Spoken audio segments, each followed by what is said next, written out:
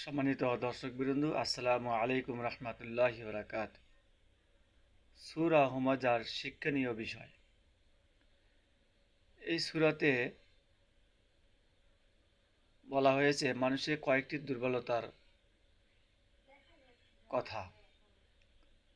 সেগুলো হচ্ছে মানুষ সামনাসামনি ধিক্কার করে, পরনিন্দা করে এবং ঠাট্টা বিদ্রূপ করে, অর্থ জমায় এবং মজা মজা করে গুণে রাখে, আল্লাহর পথে খরচ করে না, নিজের প্রয়োজনেও খরচ করে না, মনে করে যে তার সম্পদ তার সাথে চিরদিন থাকবে।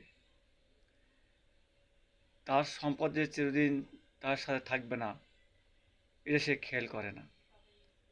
সে আখিরাতকে ভুলে গেছে। দুনিয়ার স্বার্থে, দুনিয়ার ডেভেলপ করার জন্য সে কতই না কিছু করতেছে।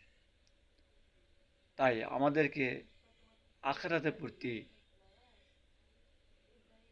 লক্ষ্য করতে হবে এবং আখিরাতকে প্রাধান্য দিতে হবে।